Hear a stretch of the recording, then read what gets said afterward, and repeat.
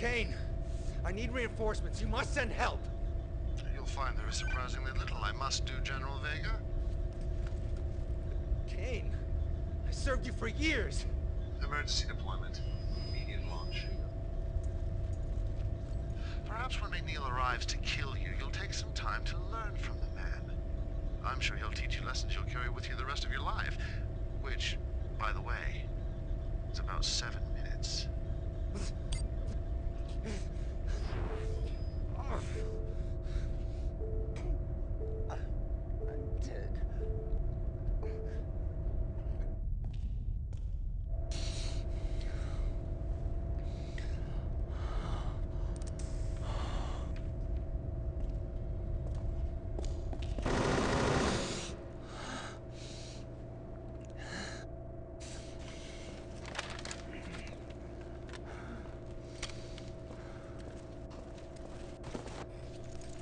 Alright, you sorry bastard. Before that crap fries your brain, you're gonna tell me what happened to the rest of that ship. What happened to the technology that you and Kane stole off that UFO? Kane didn't steal it. He made it. He's got the Tacitus. What does Kane have? What is a Tacitus? Sir, I have some very bad news.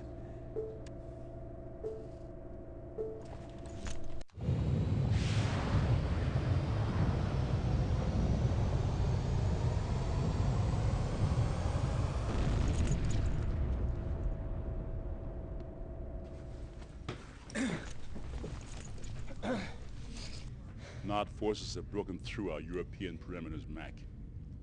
They've taken Hammerfest. Hammerfest? We think they're after our disruptor technology, the sonic crystals. I need your forces ready for immediate deployment. Destroy everything Nod has there. Get them off our base! Mac, wasn't your brother in Hammerfest?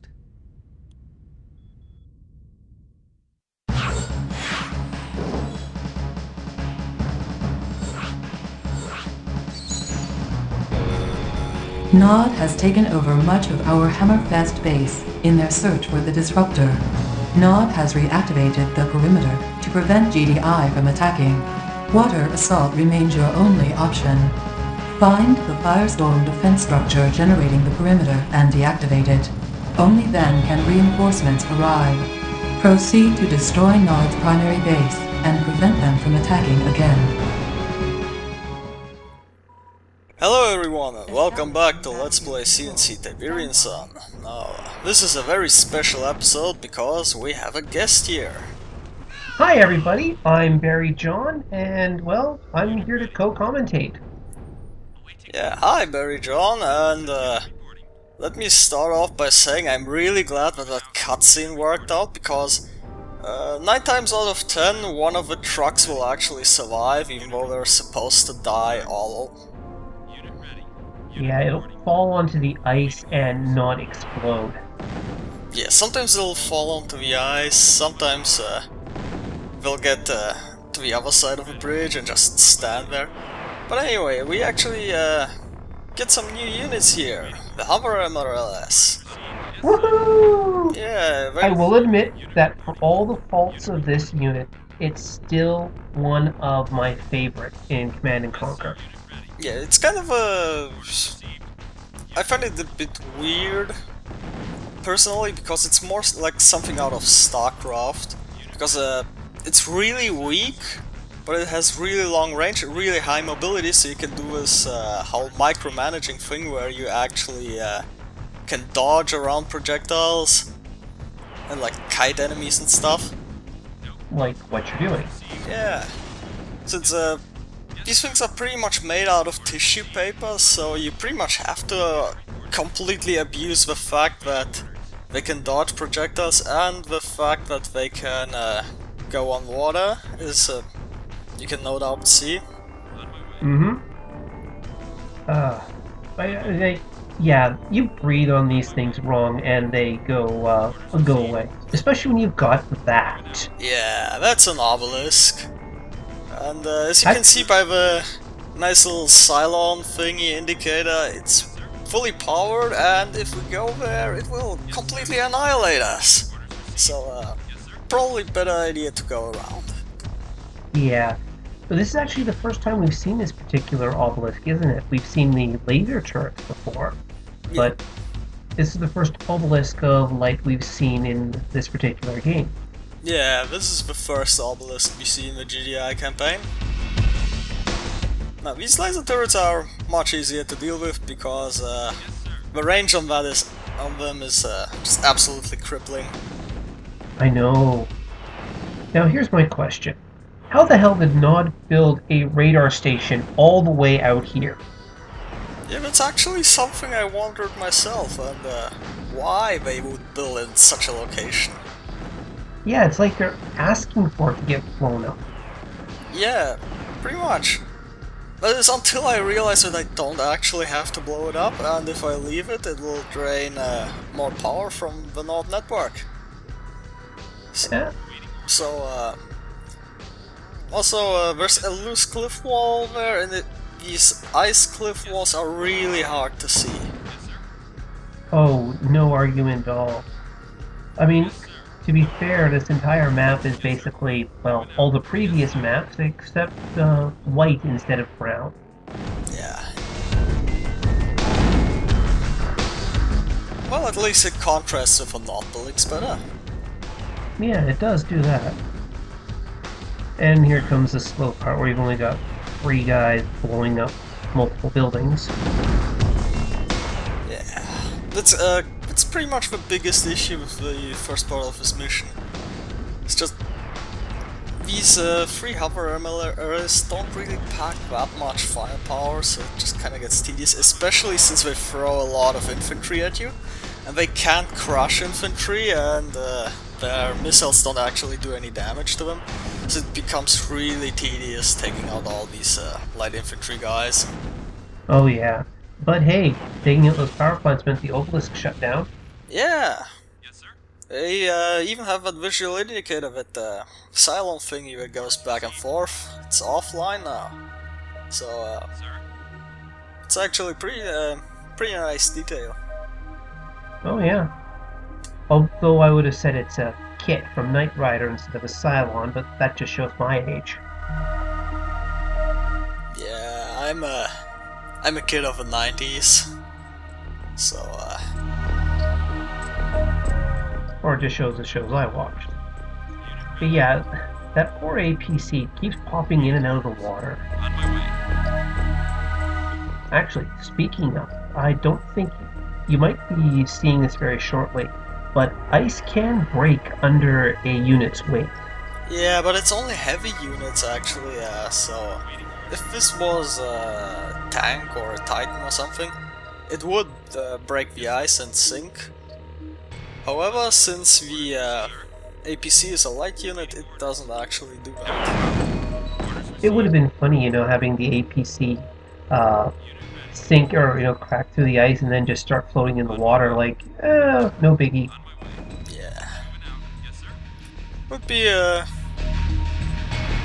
be kind of senseless though, and really kind of annoying because if you had some other units that actually would sink on the ice and you couldn't get them across because of the APCs.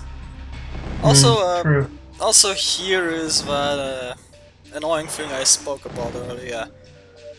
4 light infantry and we all they can't do anything to us, but we still have to whittle them down just through sheer tedium. To be fair, you could run these guys over with the APC. Yeah, I actually try that later on, but the APC actually has a lot of issues running people over. It's a lot. Yeah, it's not a pathfinding thing. Even it's kind of a thing about light vehicles that they try to avoid infantry. And if you have like a Titan or something, they'll just run over 5 infantry units, no biggie. Oh, damn it, missed it. Yeah, that's also a thing, because those guys try to attack my MRLS, they move around all the time. Just look at that throw dodging. I know. Oh hey, another miniature Nod base. Yeah. This one actually has a full heal in the whatchamacallit, cargo truck. In the truck, yeah. Although, you know, considering being hit by the obelisk is pretty much a one-hit destruction. Yeah, you're pretty much not supposed to go against the obelisk. You're supposed to avoid it entirely, but those other units can still whittle you down. Mm-hmm. Oh, gee, more rocket infantry. On my way. Moving out. Yeah. In retrospect, I probably should have sped this part up. Unit ready. Yeah. I mean, when you're just whittling down forces like this, speeding it up would have been a good thing. Yeah, well, again, this is the true Tiberian Sun experience. Where you're going to spend 40 plus minutes on a mission. Yeah. Well, just you wait until we get to the final mission. It's gonna be like I don't think I've ever beaten the final mission of the GDI campaign in under 2 hours. Yeah, I think the not final mission actually gives you a 2-hour time limit. So that should be an indication of how long those missions were intended to be. Ladies and gentlemen, 90s game design. And the thing, StarCraft came out before this game. Moving out. Did it? I believe so. Yeah, I never really was much into StarCraft. But the thing is, like, StarCraft did mission design so much better. I mean, Command & Conquer is just an exercise in tedium. As much as we love it, it's just slow. Yeah, I actually like the Not campaign a lot better. It's really just the GDI campaign that has you do all this stupid shit, like taking out dozens of laser turrets. Oh, and by the way, they spawned 2 cyborgs just as I was attacking the truck. Isn't that nice? I mean, and seriously, like, how can you build 2 cyborgs out of a hand at all, like that fast? But at least the rockets make good speed of them. Yeah, that rocket guy, that's another thing in this mission, kind of a constant theme. Enemies will just come out of nowhere, all the time. Just as you move into the base, just this rocket guy and some light infantry just popping out. I suppose, you know, it could be a case of, oh yeah, we need, just in case, just some more enemies in case you've already wiped everything else out with your superior tactics. Yeah, well, they always do that since any building you destroy spawns a bunch of infantry. Mm-hmm. Oh hey, the spotlight's on you. Yeah, that's actually kind of a neat thing. I mentioned it before, but this whole thing is part of some cut content. There was supposed to be this whole day-night mechanic, and the guard towers were part of that. And they completed the code, but never completed the day-night mechanic. Also, firestorm walls. That's the defenses the briefing talked about. They're completely impenetrable because the AI is a dirty cheater.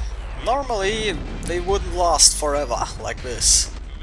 No, they take power to charge, and they have a timer, and the AI is a dirty cheater. Yeah. Now, why didn't you blow up that hand? Because once you actually get to Hammerfist base and recapture it, all those buildings from the first section get automatically sold by the AI, so it's just a small favor. Yeah, I mean, admittedly, given the how the rest of this mission plays out, you wouldn't expect such favors. Yeah. Now, I mean, as much as I never liked the whole impenetrable vertical cliffs everywhere deal going on with all these CNC maps, being where we are now, like Norway, Finland, wherever it is, It actually makes sense with, you know, the fjords. Yeah. It actually fits the geography for once. Mm-hmm. And for the longest time, you know, I could have sworn this mission took place in Reykjavik in Iceland. But that was just my memory going. Yeah, by the way, this is another dick move by the game. The blue faction is technically your enemy, and so whenever you just have your hover more or less stand around, they will fire at the defenses. Which of course is really bad, because we're trying to recapture them. Mm-hmm. But then again, like, this is just a poorly implemented version of, like, 3 people in multiplayer. Yeah. You got it. There's actually another really annoying thing about this, and that is, well, we'll get to it in a minute. Yes, sir.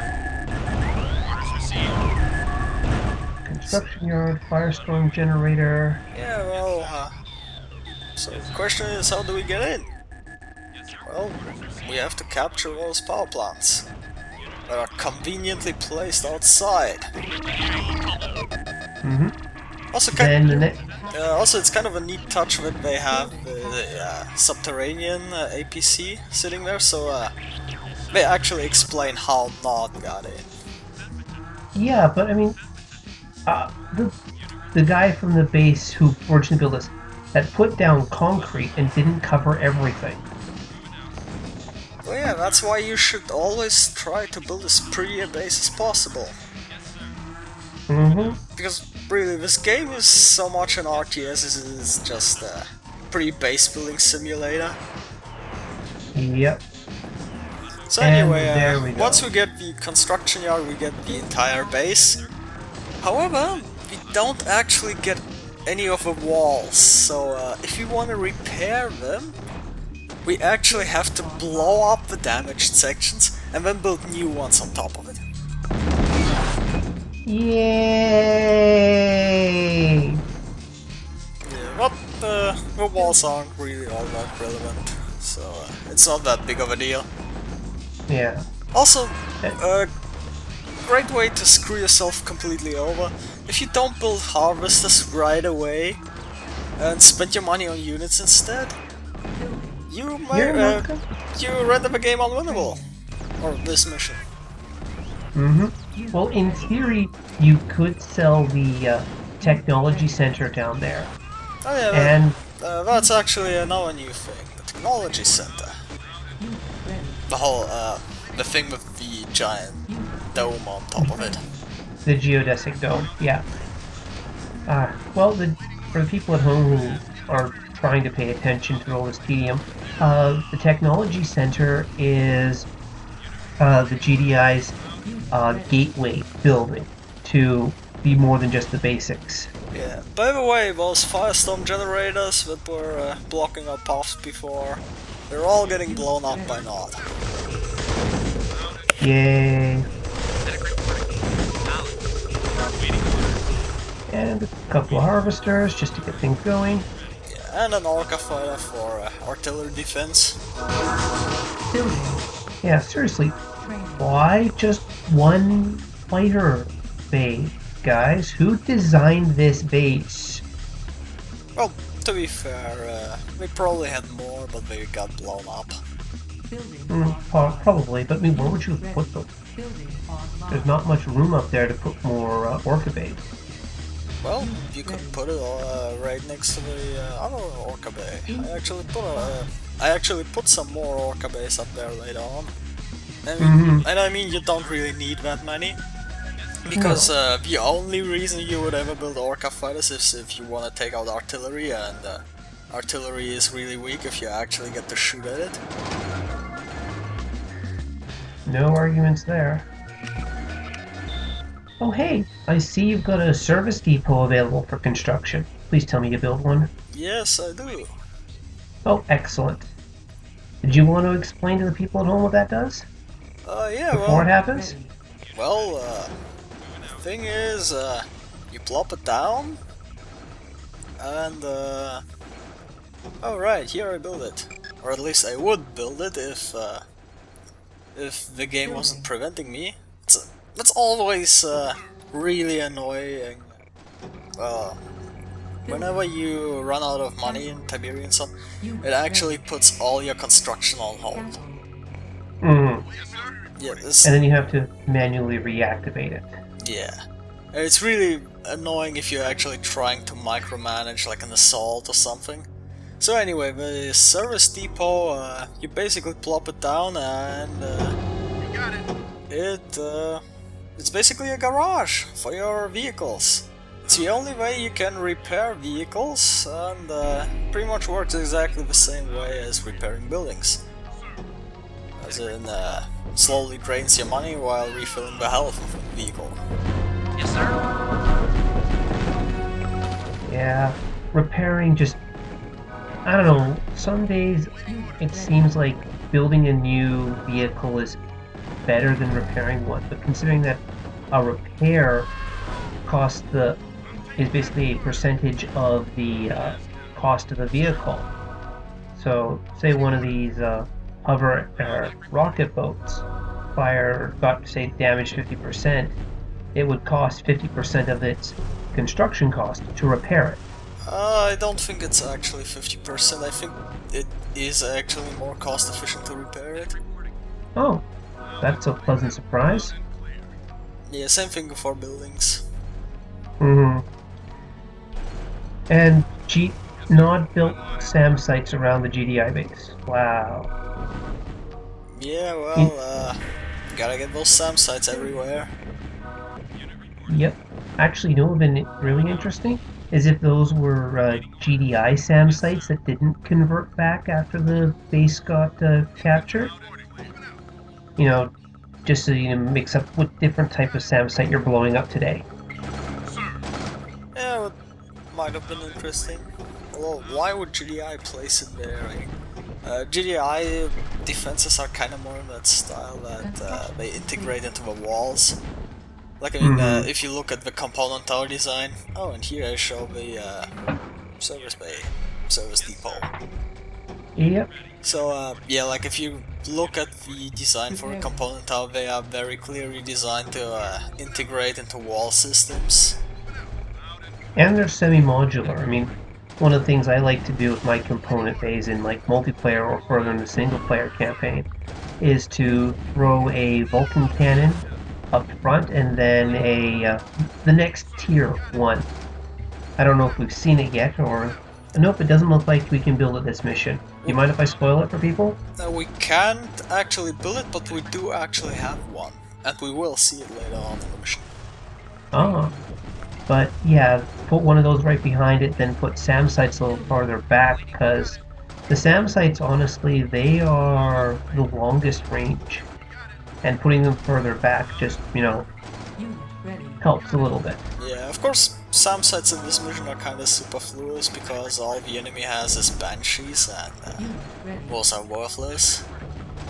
Yeah, Nod's Air Force isn't really all that great.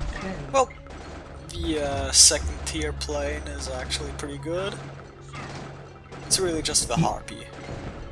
Yeah, but I mean, like, when you're comparing to, say, the Orca bomber... Spoilers! Oh, sorry. Yeah, but I mean, yeah, GDI does have a better Air Force. It's kind of a running theme. It was the same way in Tiberian Dawn.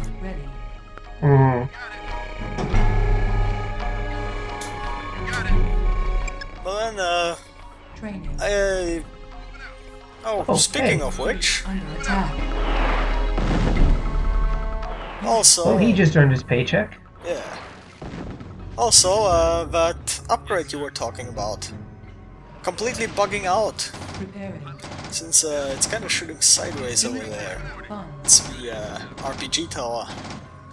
And like I said, we can't build it, but we do get that one. It's actually pretty good. Yeah.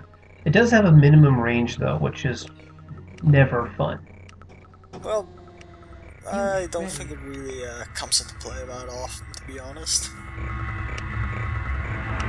Unless you have like a devil's tongue pop up right next to it. Also, the radar is completely bugging out. You see that? Wait, what? Why is... Yeah. Oh, but I think it's because your radar is damaged. No, it's actually fully repaired. Oh. But it's not bugging out right now, it's just there's not enough power, so... No, I mean, it still has the damaged model. Like, the radar dish is all busted up and stuff. It shouldn't... Yeah, it shouldn't have it. Also, another cool new upgrade you get, the power turbine. You can just plop those onto power plants, up to 3 of them, and each one of these turbines is as good as an entirely new power plant. Saves you a lot of space. Yep. I've noticed that the GDI likes to build semi-modular designs when it comes down to it, like in their bases. You see this a lot with the power plants and the component towers. Yeah, there was actually some cut content going on here. Also, dropships come as soon as you take out all the SAM sites. So yeah, there is actually some cut content going on here. Originally, there was the idea to have GDI just have lots and lots of modular stuff and have it be a really big feature, but it just never panned out, and so we only get some base leftovers. defenses.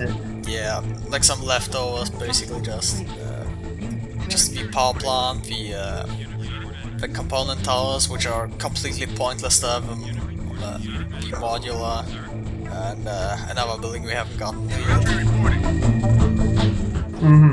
Oh, I can't wait for that building, because it is the harbinger of so much fun.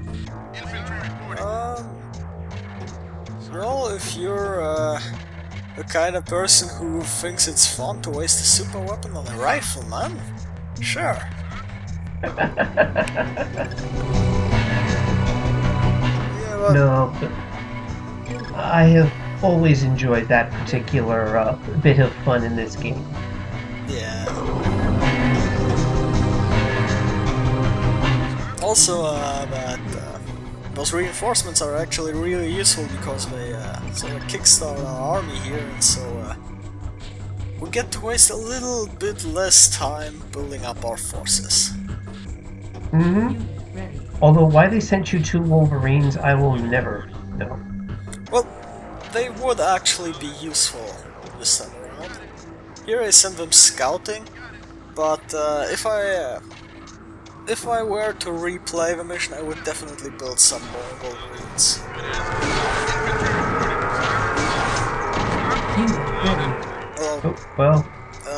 It's mainly because it's not much of a spoiler to say, but the enemy has a lot of infantry, and Wolverines are pretty good at dealing with those, obviously, so it would actually be pretty good if I had built some. I'm glad to see your jump jet infantry aren't bugging out as they could. You get all those enemies bunched up and they could spend more time, circling around for that perfect shot rather than, firing their guns. Oh, don't worry, we'll be seeing plenty of jump jet fun. Training. Hey, you still got those crates from the beginning of the mission. Yeah, I never collected those. They all have a bunch of full heals, and I don't understand that because it's literally the beginning of a mission. There's nothing that could hurt you. So why would you need 3 full heals? Possibly because you leave the APC back there while you send the MRSs forward to deal with the things. And then you just use the APC to capture or use them as you need them. Oh, by the way, some tactical explanations here. I send the jump jet troopers up before the main force because there's actually a lot of artillery here, and the jump jet troopers can take them out. And there's enough jump jets here that you can take out the occasional rocket guy who shows up. Yeah, not so much with SAM sites though. No, the SAM site will make your day very hard. Yeah, that's kind of a thing about jump troopers. They're really good so long as the enemy doesn't have any air defense. As soon as the enemy does have some, they just die like flies. Also, annoyingly, all the artillery I attack immediately drives back to base, so I don't actually get to destroy any of it. Well, I mean, they do that so they can protect themselves from the SAM site, or with the SAM site. You know what I'm trying to say. Yeah. Although, I'm not sure if I would credit the Tiberian Sun AI with a stratagem like that. Good point. That's kind of a big problem in this game. The AI is just really stupid and really predictable. Like, when you're assaulting the base, you can actually just attack one of their harvesters and they will immediately send everything they have at you instead of staying holed up in their base, where they could team up with the defense systems. Yeah, it would be smarter to drive the harvester back, but I mean, part of it is the AI is programmed to protect its harvesters as much as possible. Yeah. Oh wow, that is the worst possible use of a subterranean APC I have ever seen.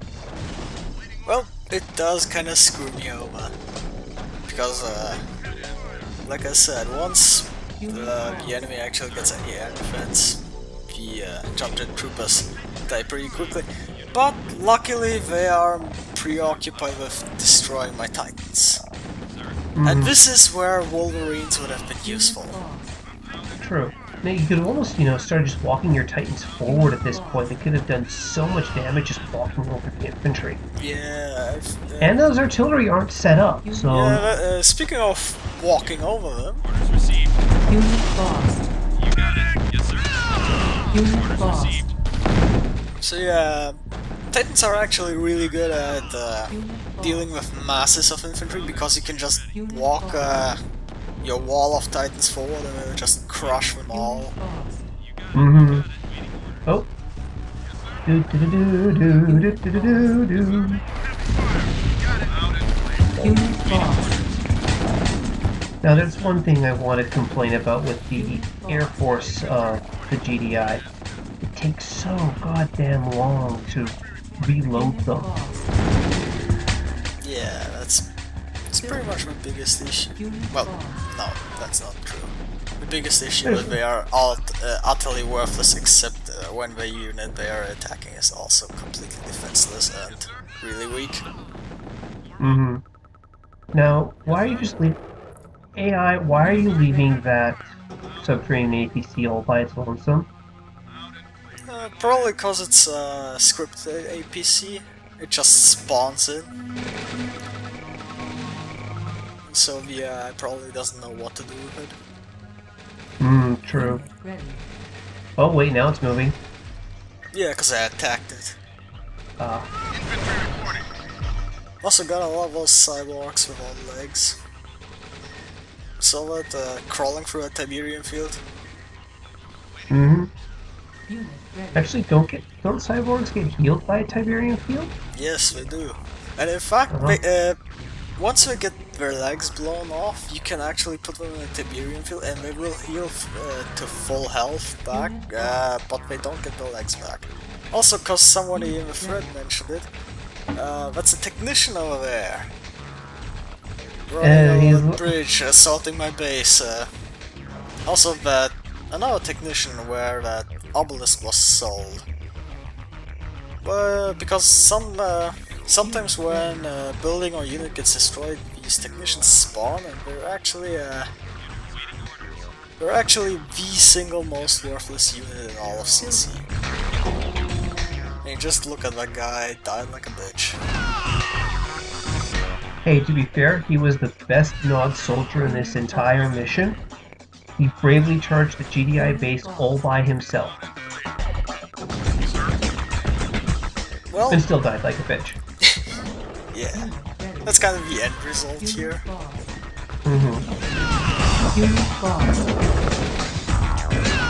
Anyway, here I get tired of those artillery guns just loitering around, so I just decided to say fuck it. Yeah, just take the SAM sides to the chin. Unit ready. Also, there's another technician charging my position. Oh. Yeah, not sure what happens to him. I think he gets run over by the Titans. Yeah.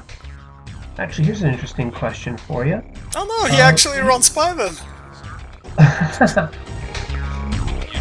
And by the hover, more or less. Well, the hovers can't exactly run people over, but... Well, I could try and shoot him, at least. True. Now, here's my question, though. I mean... And died just like the first guy. In the exact same way. So, yeah, anyway, your question? I noticed that there's a bit of water between you and the enemy base there. Does that swing around to the other side of the Nod base, like down and to the left? And if you take the hover MRLSs that way, do you think you can crack open the back door? No, you can't. There's actually a cliff wall right up to the edge of the map, and there's actually another bridge that gets you a back door, but you have to get to Hammerfest before you can get there. Well, I meant like after you've captured Hammer, it's time to take out the base here. Yeah, but there goes the Hammer. It's just a regular bridge. You can just use your normal army. Also, if you paid attention to the Harvester's health, those hover emeralds actually do a lot of damage, because normally those Harvesters are really tough, but that one just completely melted. Unit On my way. Yes, sir. Yes, sir. Waiting orders. Waiting orders. base under attack. Also, you gotta love how all these enemies just completely run past my attacking force and just charge straight at my base. On my way. Yeah, it's almost like they're scripted to, attack the base. Moving out. Yeah. Sir. Are you gonna do anything with those grenadiers? What? The grenadiers over by the, those guys. Yeah. What about them? I was wondering if you're gonna do anything with them, or just, leave them all by themselves. Oh yeah, they Just chill at the actually, base. they're actually gonna take part in the final base assault. They're actually gonna be all like 5-star veterans by the end of this. Which is actually something I haven't mentioned before, but if you actually looked at those guys, some of them had these rank insignia. Yeah, the 2 bars. Yeah, the 2 bars, and sometimes you'll get a star. That's actually something they introduced in Tiberian Sun, and late CNC games picked up on that. It's veterancy, and how it works is whenever you a unit destroys a certain amount of well, not a certain amount, but a certain value of enemy units. Like, I think it's for the first level of veterancy, it's like 3 or 4 times or so their own value. They get promoted, and they basically get stronger. And when they get promoted twice, they actually get self-heal, and some units get special abilities, like not attack buggies. Normally they can't crush units. If they're veterans, they can. Woohoo! I suppose it's one way to, encourage keeping your units alive rather than simply throwing them into the grinder. Yeah. Well, you gotta make that service depot somehow useful. Well, it is useful in a way. It also is a upgrade point for later technology. Yeah, but or for later units. But I find generally it's just too much of a hassle to walk your units back, and it's usually better to just continue marching on the enemy base, really. Waiting orders. You got it. Oh, Harvester. Oh, Harvester. Of course, that point is gonna be moot once we get to the Nord campaign, because they have something that is infinitely better than this. Oh. Yeah, but, that's of course kind of getting ahead of ourselves. Well, I mean, I know exactly what you're talking about, and it will be glorious. Yeah, but there's probably gonna be some people in the thread who don't know. So Yeah, but that's why I stuck with a evil laugh. yeah, I mean, it's probably better if you don't turn this whole thing into a... You know that thing that's really awesome? Oh yeah, that one! Yeah! And just make this the verbal equivalent of spell attacks, and just make this whole thing like the LP version of a CIA document, just everything blotted out. Yeah. Metaphors! I can do that. Fair enough. Yes, sir. Geez, that harvester took a long time to kill. Yeah, that's kind of what I mentioned, because I was really surprised when I saw how fast was 4 or what was it, however miller is, took out that harvester.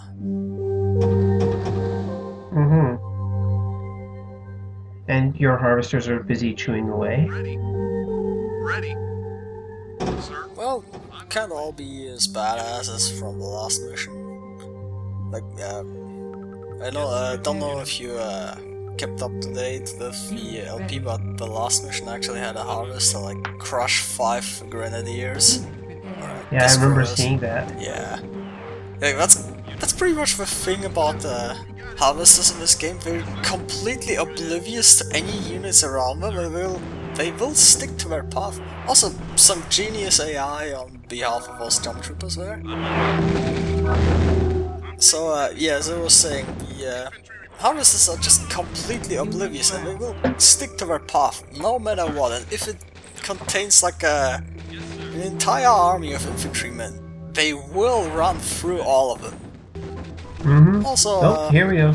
Fast forward time. Yeah, because I don't think anyone wants to see 10 minutes of Titans shooting at things, or shooting at buildings.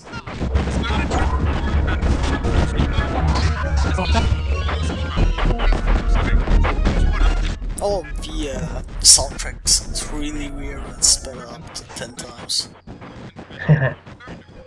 Yeah, I don't think anybody's complained about the soundtrack of this game at any point. Oh, that's actually... Yay! Mission accomplished.